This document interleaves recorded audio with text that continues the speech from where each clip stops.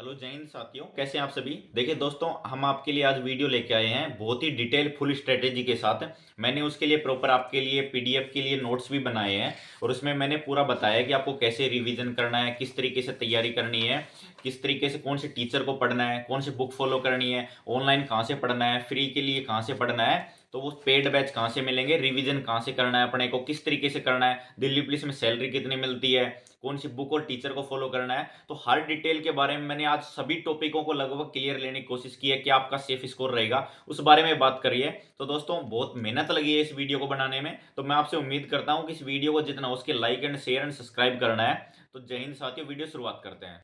देखो भाई, अपने चैनल का नाम है डीपी विद यू। आपके लिए बहुत बेहतरीन वीडियो लेके आए हैं। 2025 की मेरे हिसाब से मेरी साइड से सबसे बेस्ट वीडियो होगी डिलीवर आपके लिए। तो सभी भाइयों को हैप्पी न्यू ईयर मेरी साइड से, नए साल की हार्दिक शुभकामनाएं।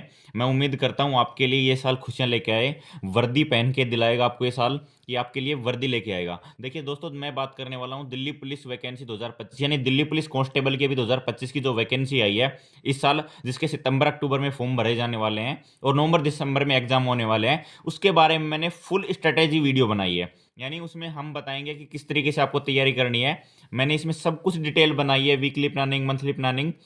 देखिए दोस्तों, ऐसी वीडियो जो आपका सिलेक्शन कराएगी, वर्दी दिलाएगी, यानी ऐसी वीडियो लेके आए हैं आपके लिए जो आपका सिलेक्शन भी कराएगी और वर्दी भी दिलाएगी। तो 100% सिलेक्शन पक्का होगा इस वीडियो के थ्रू अगर आप इसको देखेंगे। देखिए दोस्तों, आपके लिए मैंने एक टैगलाइन भी बनाई है कि हर मुश्किल में छिपा होता है एक नया मौका, बस उसे पहचानने की ज़रूरत है। यानी दोस्तों, जब भी हम कोई एग्जाम की तैयारी कर रहे होते हैं तो उसमें हर एग्जाम के लिए अपने पास एक मुश्किल आती है, बट उसके लिए एक नया मौका है, बस उसको पहचानने की ज़रूरत होती है। तो इस बार इस साल जो वैकेंसी आई है वो एक सबसे बेहतरीन मौका आपके लिए। तो देखिए दोस्तों, बिना देरी करिए वीडियो शुरुआत करते हैं। तो हम बात करने वाले हैं आज की what we have in this video, कि इस वीडियो में हमने क्या क्या लिया है। देखिए, इसमें हमने बात की है कि दिल्ली पुलिस की जॉब कैसी रहेगी, क्या वेतन मिलता है, जिसमें क्या अलाउंस मिलते हैं, क्या पूरी साल का सैलरी सैलरी पैकेज रहता है, हमें पढ़ना कहाँ से, कौन सी बुक पढ़नी है, कौन से टीचर से फॉलो करना है, ऑनलाइन फ्री हमें कहाँ से पढ़ना है, यूट्यूब वगैरह से कहाँ से पढ़ना है। जो भाई फ्रेशर बंदे हैं जो तैयारी कर रहे हैं, वो कहाँ से कम समय में तैयारी कर सकें, ताकि क्योंकि अभी एक साल बचा हुआ है। हमें रिविजन किस तरीके से करना है, नोट्स कैसे बनाने हैं, वीकली और मंथली प्लानिंग अपनी क्या रहेगी, वीकली और मंथली प्लानिंग का भी अलग अलग जिक्र करेंगे। हमें टेस्ट सीरीज कब और कहाँ लगानी है, हमारा टाइम टेबल क्या रहेगा, किस सब्जेक्ट को कितना टाइम देना है। इसके अलावा अदर्स में हम फिजिकल और मेडिकल की भी बात करेंगे। पहले बात करते हैं हम कि दिल्ली पुलिस की जॉब कैसी है। तो दिल्ली पुलिस की दोस्तों सबसे बेस्ट जॉब है। हम बात कर रहे हैं आज कांस्टेबल की। तो कांस्टेबल में देखिए दोस्तों, सबसे पहले जॉब होती है ऑफिस की और फील्ड जॉब की। देखिए दोस्तों, फिक्स ड्यूटी आपकी 8 घंटे की होती है, जिसमें आपको बटालियन ड्यूटी भी करनी होती है, जिसमें आपके पुलिस स्टेशन की ड्यूटी भी लग सकती है, आपकी यूनिट ड्यूटी भी लग सकती है, यानी किसी स्पूक वगैरह काफ़ी यूनिट है दिल्ली पुलिस की, आप उनमें भी ड्यूटी कर सकते हैं। तो देखिए, ड्यूटी रेस्ट की बात करते हैं, हमें ड्यूटी रेस्ट कैसे मिलता है। देखिए, लगभग आप किसी भी थाने में जाएंगे या बटालियन में जाएंगे तो लगभग सब जगह वीकली ऑफ मिल जाता है। बटालियन में जो कंपनी होती है वहाँ 24 घंटे ड्यूटी रहती है, 24 घंटे रेस्ट रहता है, कहीं 12 घंटे ड्यूटी होती है, 24 घंटे रेस्ट रहता है। पीसीआर जैसी यूनिट है वहाँ 12 घंटे ड्यूटी रहती है, 24 घंटे रेस्ट रहता है। पुलिस थानों में भी लगभग आपको एक हफ्ते के अंदर ड्यूटी एक रेस्ट मिल जाता है, और लगभग सभी जगह 8 घंटे का ड्यूटी रेस्ट, 8 घंटे की ड्यूटी करने के बाद आपके 16 घंटे का ड्यूटी रेस्ट रहता है। इसके अलावा दोस्तों अब बात करते हैं हम हॉलीडे की, यानी आपकी छुट्टियां किस प्रकार से रहती हैं। देखिए दोस्तों, इसमें मेन दो प्रकार से छुट्टियां मिलती हैं, जिसमें एक सीएल होती है, एक ईएल होती है। सीएल का मतलब होता है अपना कैजुअल लीव, जो आपकी साल में 15 दिन की मिलती है, यानी आप 15 दिन में आपको ले सकते हैं। और ईएल होती है आपकी अर्निंग लीव, जो कि साल में कितनी होती है, 30 होती हैं। इसके अलावा दोस्तों आपको मेडिकल रेस्ट दिए जाते हैं, जो कि लगभग 20 मेडिकल रेस्ट होते हैं। अब देखिए दोस्तों, सबसे पहले ईएल में क्या चीज़ें जो 15 दिन की मिलती हैं। ये ईएल होती हैं दोस्त, सीएल होती हैं जो हर साल मिलती हैं, और कभी भी इनको छोटे छोटे टुकड़ों में ले सकते हैं। जैसे कि आपने शुक्रवार की सीएल लगाई तो उसके साथ आपको सैटरडे संडे की परमिशन मिल जाती है, यानी सैटरडे और संडे की परमिशन मिल जाती है। तो आप सैटरडे और संडे की उसकी एक साथ में 1+2 छुट्टी हो जाती है आपकी सीएल में। तो ये आपकी एक ही सीएल कटती है, साथ में 2 परमिशन हो जाती है। तो ऐसे सीएल मिलती है आपको टोटल 15, और इसके अलावा आपको ईएल मिलती है टोटल 30 दिन की, और मेडिकल रेस्ट मिलते हैं आपको 20। अब ईएल आपकी क्या होती है, जो अर्निंग लीव होती है, ये 30 दिन की मिलती है। इसमें आपको ध्यान रखने की क्या बात है कि इनको आप एक साथ साल में 2 या 3 बार ले सकते हैं और ये हर साल जुड़ती हैं। आपको ये पूरी लाइफ में मैक्सिमम आप 300 छुट्टियां जमा कर सकते हैं, यानी आप पूरी लाइफ के अंदर 300 ही छुट्टियां जमा कर सकते हैं। रिटायरमेंट के टाइम जो इन 300 छुट्टियां होती हैं वो लगभग आपके 10 महीने बन जाते हैं। तो 10 महीने की सैलरी आपको रिटायरमेंट प्लान में एक साथ दे दी जाती है। जब आप रिटायरमेंट होते हैं तो जितनी सैलरी एक महीने की बनती है उतनी ही 10 महीने की सैलरी आपको एक साथ दी जाती है। तो ये आपकी बात हो गई छुट्टी। दोस्तों सैलरी की, सैलरी देखिए दिल्ली पुलिस की जो पेट मैट्रिक्स लेवल होता है कांस्टेबल का, वो पे लेवल उसका कितना होता है 3 होता है, जिसका 21,700 से 69,100 रुपए तक पेमेंट होती है। यानी आपकी स्टार्टिंग पेमेंट होती है जो 21,700 रुपए से स्टार्ट होती है और मैक्सिमम पेमेंट बेसिक पे हो सकती है आपकी 69,100। दोस्तों ये मैं जो बात कर रहा हूँ ये आपकी बेसिक पे की बात कर रहा हूँ, इस लेवल में आपकी रेंज करती है। तो आपकी स्टार्टिंग बेसिक पे कितनी होती है 21,700 रुपए। अब मैं आपको बात बताता हूँ कि सैलरी में आपको क्या क्या मिलता है। देखिए सैलरी में दोस्तों बेसिक पे होती है, बेसिक पे जो आपकी 21,700 से स्टार्ट होती है। इसके अलावा होता है डीए होता है, जो अभी करंट में डीए चल रहा है वो 53% चल रहा है। तो जो हर 6 महीने में आपका 3% या 4% लगभग बढ़ जाता है हर 6 महीने में, तो साल में 2 बार डीए बढ़ता है आपका। तो अभी जो करंट में डीए चल रहा है वो 53% है। इसके अलावा दोस्तों एचआरए है वो अभी 30% चल रहा है। ठीक है, तो ये क्या है कि 8, 16, 24 से स्टार्ट होता है, बट इसमें 50% से डीए ऊपर क्रॉस हो जाता है तो ये हो जाता है 10, 20, 30 पे। तो इसमें 25% डीए क्रॉस हो जाता है तो उसमें 9, 18, 27 हो जाता है। और जैसे 50% क्रॉस हो जाता है 10, 20, 30 हो जाता है। तो अभी डीए 53% है तो उस वजह से एचआरए आपका 30% है। इसके अलावा ट्रांसपोर्ट अलाउंस की बात करते हैं दोस्तों, तो ट्रांसपोर्ट अलाउंस आपको 3600 रुपये फिक्स मिलता है। इसके अलावा 36 गुना डीए, यानी इसका 36 पे डीए जितना चल रहा है यानी 36 गुना 53 वो आपको ट्रांसपोर्ट अलाउंस मिलता है। इसके अलावा राशन मनी आपको दोस्तों 142 रुपये 75 पैसे एक दिन के खाने के लिए दिए जाते हैं। और इसके अलावा दोस्तों हर साल 3% बेसिक पे का इंक्रीमेंट लगता है आपका। जितना भी ये बेसिक पे 21,700 है इसका 3% हर साल इंक्रीमेंट लगता है, यानी आपकी बेसिक हर साल 3% इंक्रीमेंट बढ़ती रहती है। इसके अलावा दोस्तों हम बात करते हैं कि अंडर ट्रेनिंग हमें कितनी सैलरी मिलती है और आफ्टर ट्रेनिंग कितनी सैलरी मिलती है। तो सबसे पहले बात करते हैं कि अंडर ट्रेनिंग हमें क्या मिलता है। अंडर ट्रेनिंग में देख दोस्तों हमें बेसिक पे मिलती है, इसके अलावा हमें उस पर डीए मिलता है बेसिक का, इसके अलावा हमें राशन मनी मिलती है और इसके अलावा एचआरए नहीं मिलता है। मेन चीज़ ये तीनों चीज़ मिलती हैं। बट एचआरए क्या होता है कि आफ्टर ट्रेनिंग आपको एक साथ मिल जाता है। जब आप किसी भी ट्रेनिंग करने के बाद आप किसी भी डिस्ट्रिक्ट यूनिट में जाते हैं वहाँ ट्रांसफर होके, तो ट्रांसफर होने के बाद आपको वहाँ पे एचआरए एक साथ इकट्ठा दे दिया जाता है जो कि लाख रुपए की समथिंग आता है, एक अच्छा रेयर होता है। अब देखिए दोस्तों ट्रेनिंग में टोटल होता क्या है, 21,700 मैंने आपको बताया बेसिक पे हो जाती है। इसके अलावा 217 गुणा 53, यानी 217 गुणा 53 आपका 53% डीए चल रहा होता है। एक दिन के खाने के 142 रुपये 75 पैसे मिलते हैं, लगभग एक महीने में 30 दिन होते हैं। तो आपकी ग्रोस सैलरी कितनी बन रही है टोटल 37,500, यानी ग्रोस सैलरी आपकी 37,500 रुपये बन जाती है। तो आपकी ट्रेनिंग के अंदर 37,500 रुपये मिल जाते हैं। इसके बाद दोस्तों बात करते हैं कि आफ्टर ट्रेनिंग आपको कितनी सैलरी मिलती है और क्या क्या मिलता है। आफ्टर ट्रेनिंग में दोस्तों आपके सारे अलाउंस भत्ते जोड़ दिए जाते हैं, बेसिक भी मिल जाती है, डीए भी मिल जाता है, एचआरए भी मिल जाता है, ट्रांसपोर्ट अलाउंस भी मिल जाता है, इसके अलावा राशन मनी भी मिल जाती है। तो आपकी टोटल जो सैलरी मिलती है वो 49,500 रुपये, यानी अप्रोक्स मान सकते हैं आपकी 50,000 रुपये आपकी सैलरी मिलती है हर महीने आपको। इसके अलावा दोस्तों इसमें क्या क्या कटता है, इसमें एनपीएस कटता है आपका जो बेसिक और डीए होता है उसका 10%, यानी आपकी बेसिक 21,700 है। इसके अलावा आपका डीए जो मिल रहा है वो 217 गुणा 53 आपको कैलकुलेट करेंगे तो लगभग आपके 3300-3400 रुपये आपके वो कट जाएंगे आपके हर महीने किसके, एनपीएस के। तो आपका जो कटता है एनपीएस आपको नेशनल पेंशन स्कीम प्रोवाइड करवाती है गवर्नमेंट, उसके थ्रू आपका एनपीएस कटता है। तो आपकी टोटल ट्रेनिंग में सैलरी ट्रेनिंग के बाद में सैलरी मिल जाती है लगभग 50,000 रुपये। और कटने पिटने के बाद दोस्तों आप मान सकते हैं लगभग 45,000 रुपये आपके इन हैंड सैलरी पड़ जाती है इसमें। ठीक है, अब दोस्तों बात करते हैं हमें इसके अलावा सैलरी के अलावा अलाउंस क्या क्या मिलते हैं। देखिए दोस्तों जनवरी में हमको एक एक्स्ट्रा पे मिलती है। दोस्तों ये दिल्ली पुलिस और सिर्फ CISF ऐसी जॉब हैं जिनमें दोनों में एक्स्ट्रा पे मिलती है। तो जनवरी में क्या है कि आपकी अदर फोर्सेस के बजाय इसमें हॉलीडे कम होती हैं, तो इस वजह से इसकी आपकी क्या है एक्स्ट्रा पे दी जाती है। तो दिल्ली पुलिस और CISF में एक्स्ट्रा सैलरी मिलती है। तो इसमें क्या मिलती है आपकी एक्स्ट्रा सैलरी में आपको सिर्फ बेसिक और उसका डीए दिया जाता है, यानी स्टार्टिंग में आफ्टर ट्रेनिंग आपको एक्स्ट्रा सैलरी जनवरी में मिलेगी वो 33,200 रुपये मिलेगी, यानी आपको 33,000 प्लस में एडवांस में मिलेगी। तो ऐसे लगभग मिला के चलते हैं तो 13 महीने की आपको सैलरी मिलती है इसमें दिल्ली पुलिस में। इसके अलावा दोस्तों जब भी दीपावली आती है तो दीपावली के बोनस के रूप में आपको 6908 रुपये, यानी 6900 रुपये के लगभग आपका बोनस दिया जाता है जो कि फिक्स होता है, 6908 रुपये मिलता है। इसके अलावा दोस्तों आपको जुलाई के टाइम पे आपको मिलता है ड्रेस अलाउंस, जो कि 12,500 रुपए है। तो जुलाई के टाइम पे आपको 12,500 रुपए ड्रेस का अलाउंस मिलता है। इसके अलावा आपको ईयरली ग्रोस सैलरी कितनी मिलती है? तो दोस्तों दिल्ली पुलिस की बहुत ही बढ़िया सैलरी है, लगभग 6.5 लाख रुपए आपको सालाना सैलरी मिलती है, जिसमें आपका अलाउंस भी इंक्लूड होता है। इसके अलावा आपकी जो टोटल सैलरी है कटने पिटने के बाद वो सैलरी, तो आपकी ईयरली ग्रोस सैलरी है वो 6.5 लाख रुपए आपको मिलने वाली है, जिसमें दीपावली बोनस भी, एक्स्ट्रा पे भी आ जाती है और ड्रेस अलाउंस भी आ जाता है। दोस्तों क्यों मजा आया ना सैलरी देखकर? बहुत मजा आया होगा दोस्तों जरूर। इसके अलावा दोस्तों अब बात करते हैं हम, देखिए दोस्तों भर्ती प्रक्रिया कैसे होती है। देखिए सबसे पहले आपके फॉर्म भरवाए जाते हैं, फॉर्म के बाद आपके एडमिट कार्ड आते हैं, एडमिट कार्ड आने के बाद आपके एग्जाम होते हैं, एग्जाम के बाद आपके कॉल आते हैं, कॉल से आपको फिजिकल के लिए बुलाया जाता है, फिजिकल के बाद आपका दोस्तों फाइनल रिजल्ट आता है। यानी बीच में आपकी एक स्टेप रहती है फाइनल रिजल्ट की। जो बंदे फाइनल रिजल्ट में सेलेक्ट हो जाते हैं उनका दिल्ली पुलिस में गवर्नमेंट हॉस्पिटल में मेडिकल करवाया जाता है, जो दिल्ली की गवर्नमेंट हॉस्पिटल होती है। तो मेन चीज़ है आपका एग्जाम, एग्जाम के बाद आपका फिजिकल होता है और फिजिकल के बाद आपका क्या होता है, मेडिकल होता है। अब इसके लिए एलिजिबल कौन कौन होते हैं? देखिए दोस्तों आपको मिनिमम 12th पास होना ही होना चाहिए, या इसके इक्विवेलेंट यानी समकक्ष आपने कोई डिग्री कर रखी है तो वो डिग्री होनी चाहिए।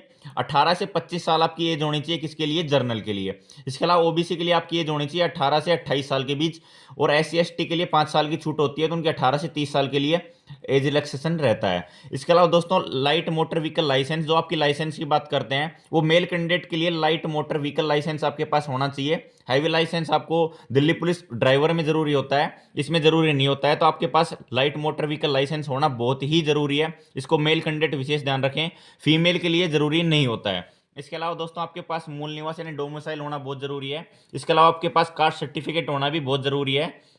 इसके अलावा आपके पास जितने भी एजुकेशनल सर्टिफिकेट हैं, यानी आपकी जो 10th होती है, इसके अलावा जो आपकी 12th होती है, वो भी आपके पास उनके सर्टिफिकेट होना जरूरी है, मार्कशीट नहीं। आजकल जो भी एजुकेशन बोर्ड आते हैं उनके सर्टिफिकेट मिलते हैं, तो उनके सर्टिफिकेट होना बहुत जरूरी है। इसके अलावा किसी भाई ने स्पोर्ट्स में कोई सर्टिफिकेट ले रखा है वो होना जरूरी है, अगर एनसीसी कर रखी तो एनसीसी। इसके अलावा और कोई सर्टिफिकेट ले रखा है तो आप जब फॉर्म में अप्लाई करेंगे उस टाइम भरने के टाइम पे, तो आपको वो चीज स्पोर्ट्स या एनसीसी या अदर्स का सर्टिफिकेट आपके पास होना बहुत जरूरी है। अब दोस्तों मेन बात करते हैं एग्जाम में सिलेबस की, कि आपका सिलेबस क्या क्या आता है। देखिए सिलेबस में बात करते हैं दोस्तों, आपकी जीके आती है इसमें 50 नंबर की, यानी आपकी जीके 50 नंबर की मेन इंपॉर्टेंट रोल अदा करती है, जो कि लगभग 50% होता है। इसके अलावा आपकी रीजनिंग आती है दोस्तों, वो 25 नंबर की आती है। मैथ आती है वो आपके 15 नंबर की आती है।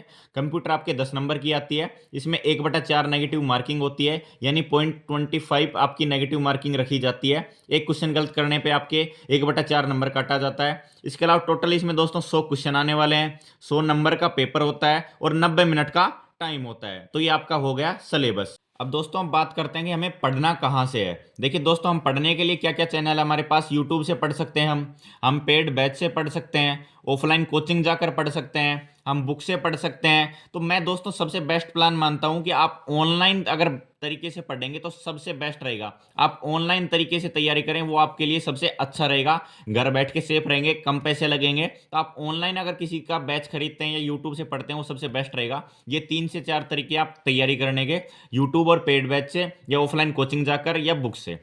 अब बात करते हैं कि ऑनलाइन हम कहाँ से पढ़ सकते हैं।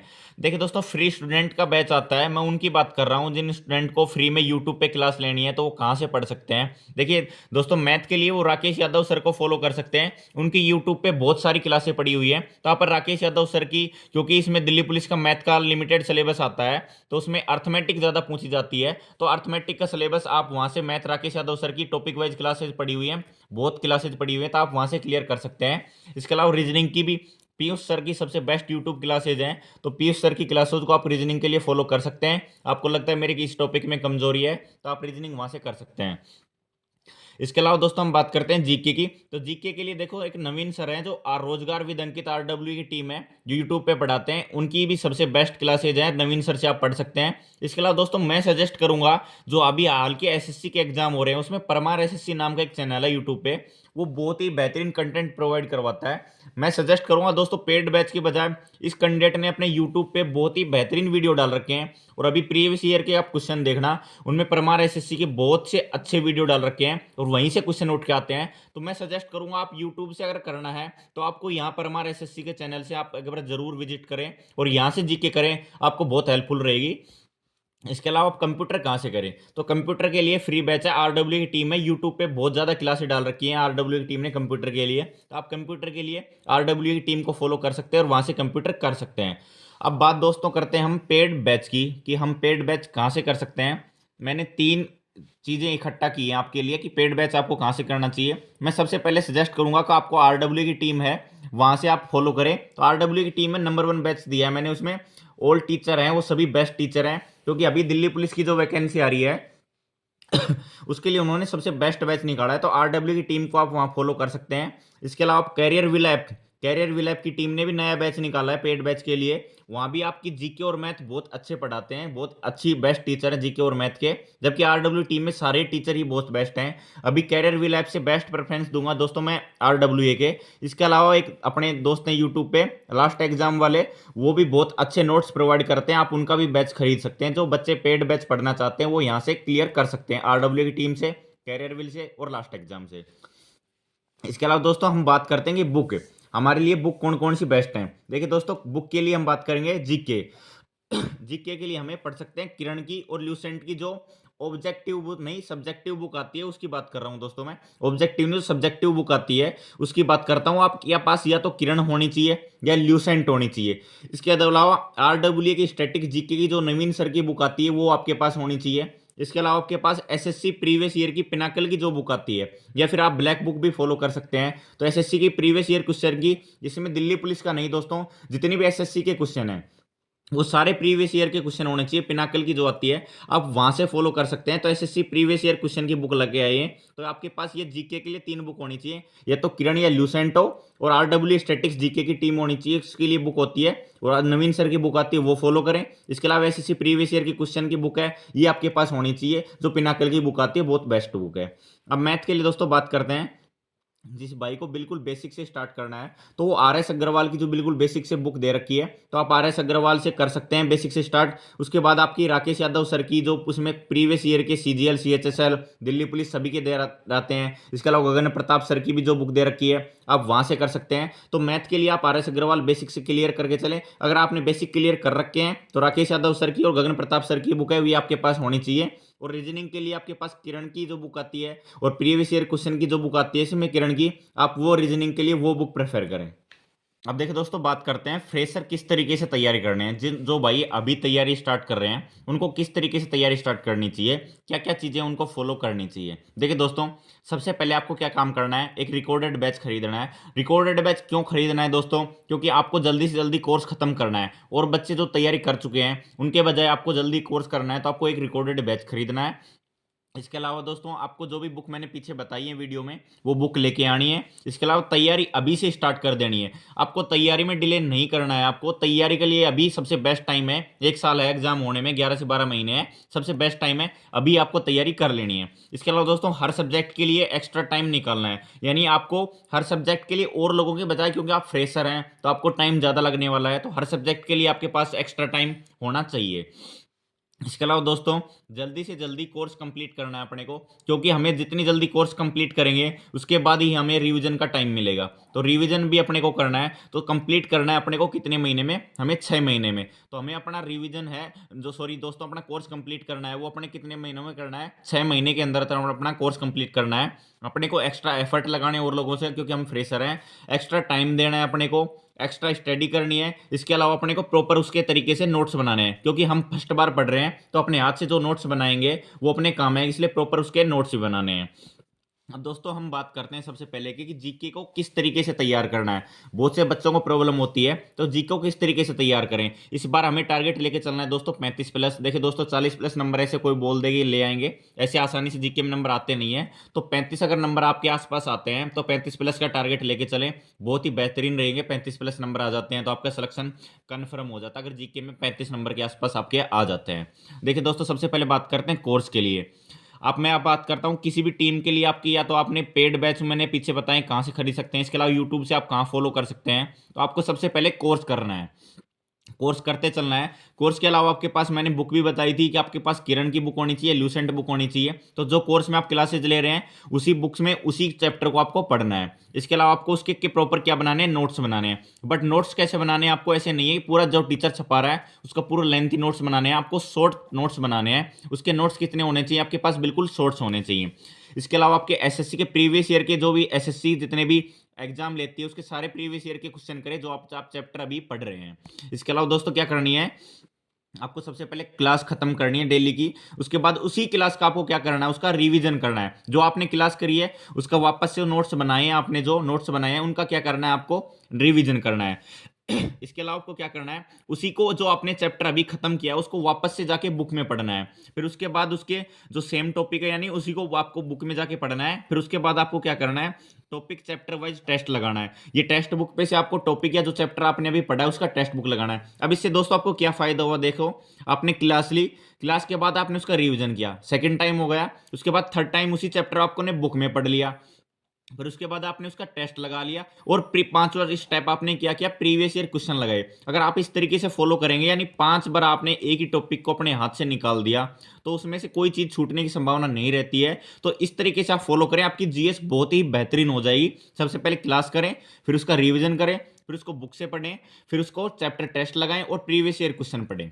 इसके अलावा दोस्तों क्या करना है, चैप्टर खत्म होते ही अगेन रिवीजन करना है यानी फुल। अगर आपका पूरा चैप्टर जैसे एक बार खत्म हो जाता है तो उसका पूरा रिवीजन करना है पूरे चैप्टर का। इसके अलावा दोस्तों आपको डेली करंट अफेयर करनी है और मंथली करंट अफेयर का जो आपके क्लासेस डालते हैं, कुमार गौरव सर आए हैं, कुमार गौरव सर जो उत्कर्ष क्लासेज पढ़ाते हैं, तो कुमार गौरव सर की आपको फॉलो करना है, कुमार गौरव सर की। तो डेली करंट अफेयर करनी है। इसके अलावा मंथली भी करंट अफेयर आपको। दोस्तों नोट्स कैसे बनाने हैं, क्योंकि नोट्स बनाने में हमारी बहुत बड़ी भूमिका होती है कि नोट्स किस तरीके से बनाएं ताकि हमारा सिलेक्शन हो जाए, उनको इजीली पढ़ पाएं, हमें याद हो पाएं। देखिए दोस्तों मैं क्या सजेस्ट करूंगा कि आपके पास नोट्स बनाने के लिए, जैसे मैंने अभी आपको बताने के लिए 3 पेन यूज किए हैं, रेड ब्लैक और ब्लू। ऐसे ही आपके पास 3 पेन होने चाहिए, रेड ब्लैक और ब्लू। इसमें आप क्या है कि आपको सबसे पहले खुले खुले लिखने हैं, यानी आपको इजी, ऐसे आज इजी तरीके से पढ़ने में आ सके तो आपको खुले खुले आपके नोट्स लिखे हुए होने चाहिए। इसलिए आप जीके के स्पेशल नोट्स बनाने जरूरी है। और किसी के नोट्स बनाए या ना बनाए आप, लेकिन आपके पास जीके के नोट्स होना बहुत जरूरी है। तो खुले खुले लिखने से क्या है, तो आपको पढ़ने का मन करे। क्योंकि आपका अगर आप खुले खुले अगर अच्छे तरीके से नोट्स बनाएंगे तो आपको उसको जब रिवीजन करेंगे तो आपको उसका पढ़ने का मन करेगा। इसके अलावा दोस्तों हेडिंग लिखने के बाद इंपॉर्टेंट टॉपिक के ही नोट्स बनाएं, यानी हेडिंग लिखने के बाद आपको ज़्यादा फोकस उसमें नहीं करना है। जो आपने हेडिंग लिखी है उसके इंपॉर्टेंट टॉपिक के नोट्स बनाने हैं। तो इंपॉर्टेंट टॉपिक्स को अंडरलाइन करना है और अंडरलाइन करने के बाद उनका हाईलाइटर का यूज करना है, क्योंकि आपको ध्यान रहेगा कि ये इंपॉर्टेंट टॉपिक है जो बार बार एग्जाम में पूछा जाता है। और हाईलाइट करेंगे तो हाईलाइटर का यूज करेंगे तो अपना ध्यान रहेगा कि इसको बार बार रिवाइज अपने को करना है। इसके अलावा स्टैटिक्स जीके का शॉर्ट ट्रिक यूज करनी है, यानी स्टैटिक्स जीके के आपके बहुत ज़्यादा क्वेश्चन आते हैं तो उसमें आपको शॉर्ट ट्रिक का यूज करना है। अब दोस्तों बात करते हैं हम कि हमें रिवीजन किस तरीके से करना है, रिवीजन कैसे करना है ताकि हमारा फाइनल सिलेक्शन हो सके और हम उसको इजीली पढ़ सकें। रिवीजन कितनी बार करना है, मैं सजेस्ट करूंगा दोस्तों आपका कोर्स खत्म होने के बाद 3 से 4 बार आपको रिवीजन करना है। 3 से 4 बार आपका खत्म हो जाना चाहिए रिवीजन। जब तक एग्जाम उससे पहले 3 से 4 बार आपको रिवीजन कर लेना है। देखिए दोस्तों प्रीवियस क्लास के नोट्स पढ़ें, यानी अभी जो आपने पढ़ा है उसके प्रीवियस जो आपने क्लास खत्म की है उसके नोट्स पढ़ने हैं। फिर नेक्स्ट क्लास लें, यानी जो अभी क्लास खत्म की है उसको नोट्स पढ़ने के बाद ही अगली क्लास पे जाएं। जो आज आपने पढ़ लिया उसको खत्म करें, उसके बाद ही आगे नोट्स पे जाएं। तो रिवीजन का ये हो गया। रफ कॉपी में शॉर्ट तरीके से लिखना सीखें, यानी आपने जो पढ़ा है उसको बार बार रिमेंबर याद परमानेंट याद रखने के लिए अपनी जो रफ कॉपी होती है उसमें शॉर्ट तरीके से इंपॉर्टेंट पॉइंट दे रखे होते हैं, उनको शॉर्ट तरीके से लिखना सीखें। इसके अलावा दोस्तों जिन भाइयों को ऐसा लगता है कि मुझे जीके याद नहीं हो रही है तो उसको लिख लिख के याद करें, यानी जिनको याद नहीं हो रही है तो उनको रफ कॉपी में बार बार लिख लिख के याद करें जो इंपॉर्टेंट टॉपिक होते हैं। क्योंकि अभी 11 से 12 महीने एग्जाम होने में बाकी हैं तो आपको तो लिख लिख के याद करने से आपको इजीली याद हो जाएगी। 2-4 महीने ये फॉलो करेंगे तो आपकी आपकी रिमेंबर यानी आपकी याद करने की क्षमता काफ़ी अच्छी हो जाएगी। इसके अलावा दोस्तों मैथ के क्या है कि मैथ के फॉर्मूले अपनी स्टडी टेबल के पास ही चिपकाएं ताकि आप आते जाते आपकी नज़रों में रहें और बार बार ये ध्यान रहें। तो आपको मैथ को जब करें उनके शॉर्ट ट्रिक लिख रखी हो या आपने या कोई फॉर्मूले रखे हैं तो अपनी स्टडी टेबल जहाँ है उनके आसपास जरूर चिपका लें, उनके फॉर्मूले एक जगह रिटर्न कर लें। इसके अलावा दोस्तों जीके के लिए आपके पास एटलस मैप होना चाहिए, क्योंकि आप मैपिंग करेंगे, आपको कोई चीज़ लोकेशन ढूंढनी है तो एटलस मैप अपने पास जरूर रखें। अब दोस्तों बात करते हैं हम मैथ को किस तरीके से तैयार करने हैं ताकि हमारे मैथ में 15 नंबर आ जाएं, 14 नंबर आ जाएं, 13 नंबर प्लस आने चाहिए। यानी हम टारगेट लेके चलें 15 का, तो लगभग 13 प्लस नंबर आ जाएं ताकि हमारा सिलेक्शन आसानी से हो जाए। देखिए दोस्तों, मैथ के लिए हमें क्या करना है, सबसे पहले हमें मैथ के लिए भी क्या सेम चीज़ फॉलो करनी है, कोर्स फॉलो करना है रिकॉर्डिंग बैच से। तो रिकॉर्डिंग बैच से फॉलो करेंगे तो आपका क्या कोर्स जल्दी खत्म हो जाएगा। इसके अलावा दोस्तों आपको 1 से 25 तक के मिनिमम पहाड़े याद होने बहुत जरूरी है, क्योंकि ये कैलकुलेशन में काम आते हैं। इसके अलावा दोस्तों आपके पास स्क्वायर और क्यूब भी याद होनी चाहिए। स्क्वायर आपको लगभग 30 से लगभग 35 तक याद होनी चाहिए। इसके अलावा क्यूब भी आपको 15 तक याद होनी चाहिए। तो 30 से 35 तक आपको स्क्वायर याद होनी चाहिए, 15 तक क्यूब याद होनी चाहिए। इन दोनों चीज़ों से क्या आपकी कैलकुलेशन बहुत अच्छी होगी। इसके अलावा दोस्तों नंबर सिस्टम के जो सभी रूल हैं, जैसे डिविजिबल रूल है, 2 से कौन से डिविजिबल होगा, 3 से कैसे होगा, डिजिटल सम का रूल होता है, डिजिटल सम का रूल हो गया, डिविजन रूल हो गया, ये सभी आप पढ़ेंगे तो उससे क्या है आपकी कैलकुलेशन अच्छी होगी। तो ये 3 चीजें मैंने आपकी कैलकुलेशन अच्छे करने के लिए लिखी है।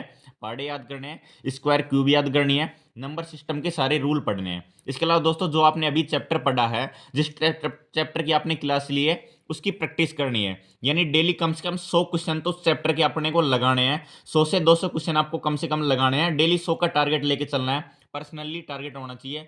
तो क्या करना है, अपने को कोर्स करना है, उसकी प्रैक्टिस करनी है और प्रीवियस ईयर क्वेश्चन लगाने हैं। इस तरीके से अगर आप मैथ को फॉलो करेंगे तो आपके मैथ में डेफिनेटली 13 से नंबर प्लस आ जाएंगे, और 13 से 15 नंबर के बीच आपका स्कोर हो गया तो आपका मैथ का आपने काम आसानी से कर लिया। सबसे मेन मैथ है, आपको प्रैक्टिस करनी है। जो भी चैप्टर पढ़ रहे हैं उसकी बार बार प्रैक्टिस करनी है, प्रीवियस ईयर क्वेश्चन लगाने हैं।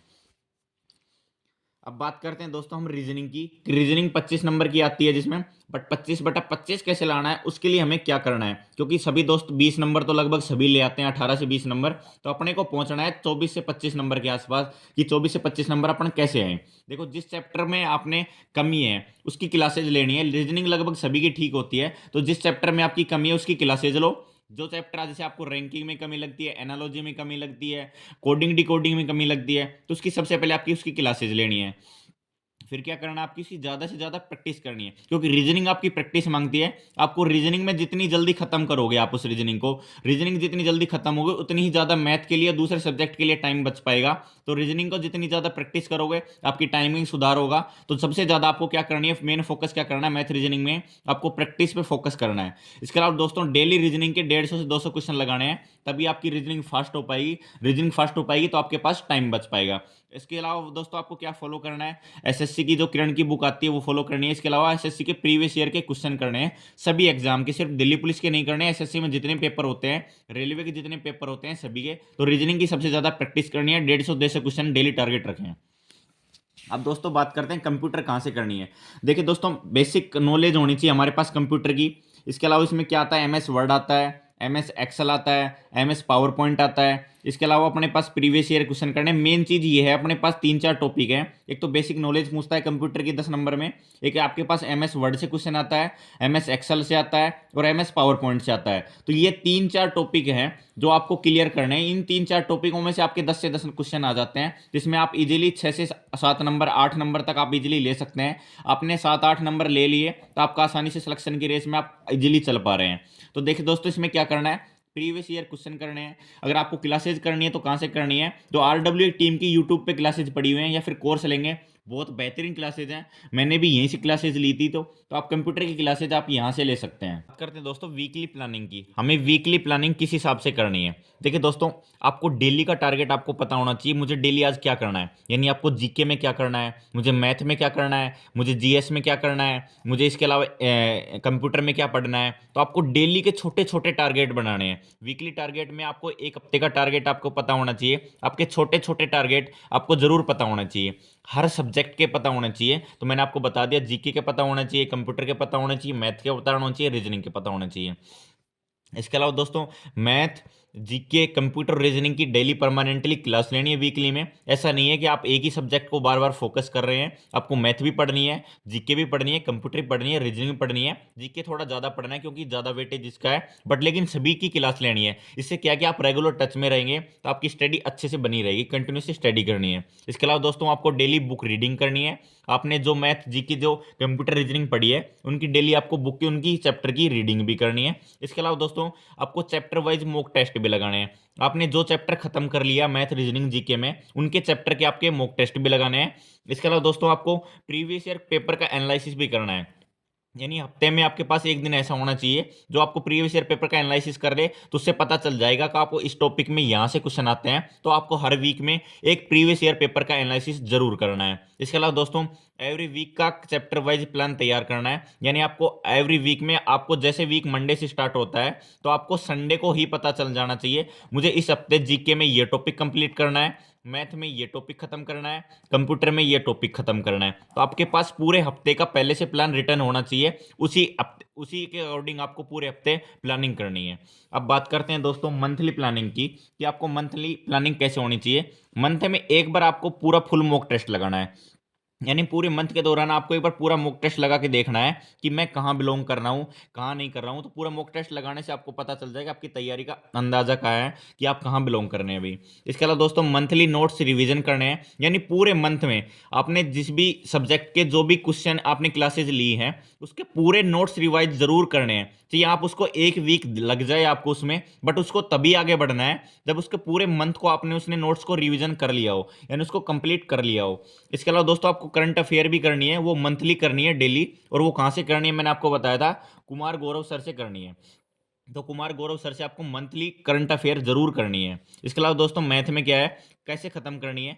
मैथ को आपको टोटल 6 महीने के अंदर खत्म करनी है। मैथ में सबसे ज्यादा क्या पूछी जाती है, अर्थमेटिक पूछी जाती है। तो अर्थमेटिक 5 महीने में, और एडवांस जो मैथ आएगी उसको आपको 1 महीने में। तो आपको इस हिसाब से टारगेट लेके चलना है, मंथली प्लानिंग बनानी है कि मेरे को परसेंटेज इतने दिनों में, रेशियो प्रपोर्शन इतने दिनों में, प्रॉफिट लॉस इतने दिनों में। तो 6 महीने के अंदर आपकी मैथ कंप्लीट हो जानी चाहिए। इसके अलावा दोस्तों जीके की बात करते हैं। जीके में आपको हिस्ट्री लगभग 1.5 महीने के अंदर खत्म करनी है, जिसके 8 से 10 क्वेश्चन आपके एग्जाम में पूछे जाते हैं।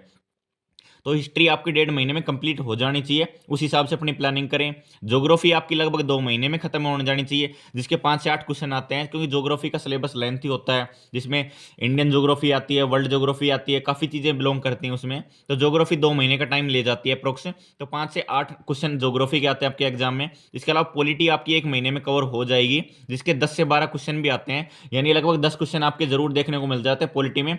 आर्टिकल वगैरह, उसके अमेंडमेंट वगैरह जरूर ध्यान से पढ़ने हैं। इसके अलावा दोस्तों स्टैटिक जीके भी आपके 1.5 महीने लग जाएंगे स्टैटिक जीके कवर करने में, जिसकी सबसे ज़्यादा वेटेज होता है स्टैटिक जीके का। यानी आपकी 12 से 15 क्वेश्चन स्टैटिक जीके के आने वाले हैं 1.5 महीने। तो लगभग ये 6 महीने का प्लान है आपका, इनको खत्म करना है। तो करंट अफेयर के करंट अफेयर के भी 5 से 8 क्वेश्चन आपको देखने को मिल सकते हैं। तो आपके 50 क्वेश्चन इस तरीके से टुकड़ों में डिवाइड होकर आने वाले हैं।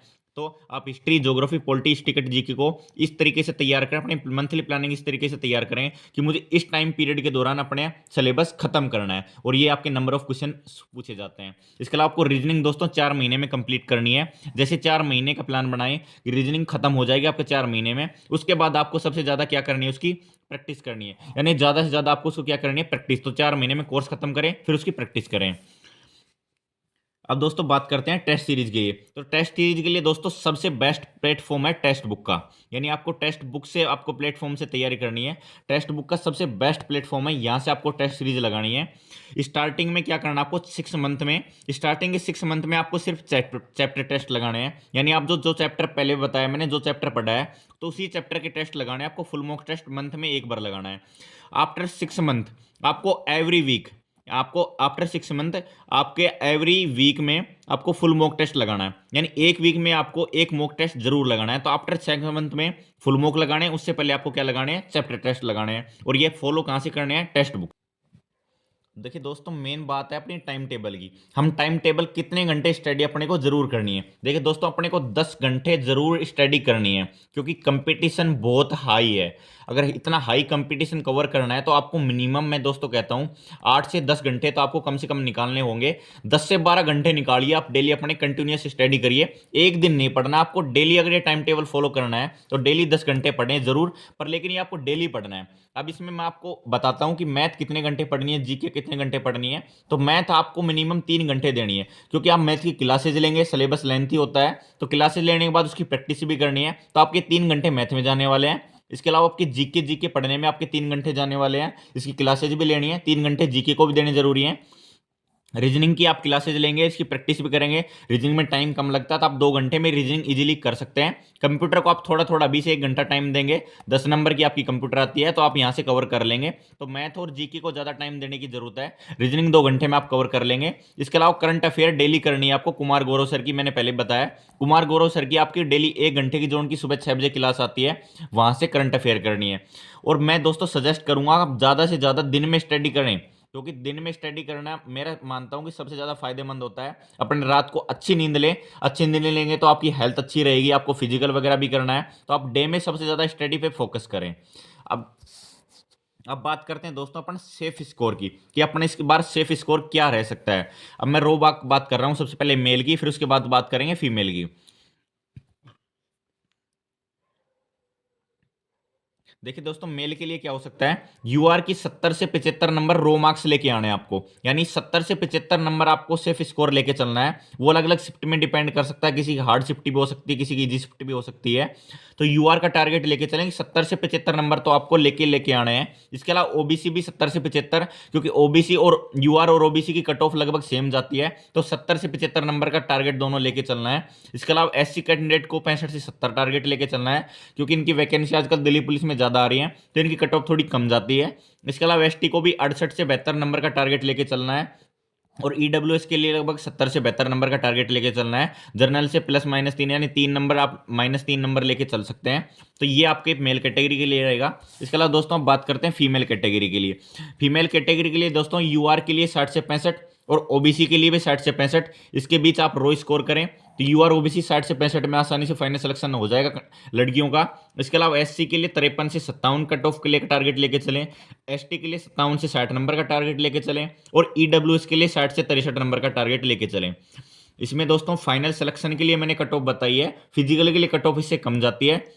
वो इनके लिए मेल के लिए 60 के समथिंग हो सकती है, जो कि फीमेल के लिए 50 नंबर के आसपास भी हो सकती है। तो ये फिजिकल की कट ऑफ है, और ये जो मैंने अभी आपको कट ऑफ बताई है ये आपकी फाइनल सिलेक्शन की कट ऑफ है। तो फाइनल सिलेक्शन अपने को लेना है, फिजिकल के लिए रुकना नहीं है। तो फाइनल सिलेक्शन के लिए अपने को मेन टारगेट ये लेके चलना है, और टाइम टेबल इस तरीके से फॉलो करना है। अगर इस तरीके से आप तैयारी करेंगे दोस्तों, आप खुद से एनालिसिस कर पाएंगे कि मेरा सिलेक्शन के मैं कितना करीब हूँ। जय हिंद साथियों।